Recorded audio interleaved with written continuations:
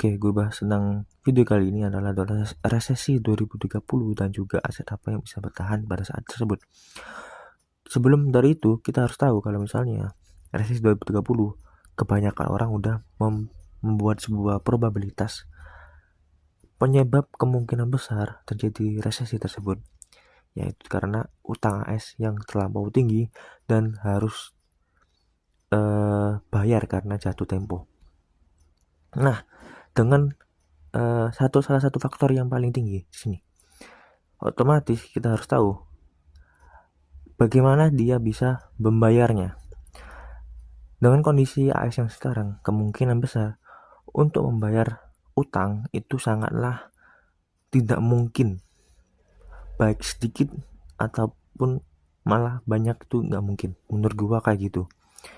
Jadi yang bisa dia lakukan adalah printing uang atau namanya QE, quantitative easing, baik membeli bond ataupun juga ya emang printing uang. Nah, terjadinya ini akan membuat efek ke inflasi dolar yang semakin tinggi. Inflasi dolar yang semakin tinggi akan membuat nilai tukarnya juga terlampau menurun, sehingga menurut gua aset yang bakal turun dengan penurunan inflasi, menurut gua saham, karena saham tersebut bakal semuanya berkelilingan dengan uang dolar, dari tradingnya, operasionalnya, ataupun yang lain, ataupun trading di pasar saham. Sehingga menurut gua saham bukan salah satu aset yang cocok buat bertahan. Terus apa bang, emangnya bang syaratnya yang bisa bertahan? Menurut gua ada 2 syarat. Yang pertama, scarcity ataupun kelangkaan ataupun supply yang sedikit. Yang kedua adalah demand yang tinggi. Ini harus ada dua-duanya nih.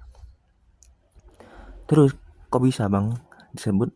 Karena scarcity membuat orang untuk bisa menaikkan demand yang lebih tinggi, menaikkan harga yang lebih tinggi tanpa ada inflow yang masuk. Terus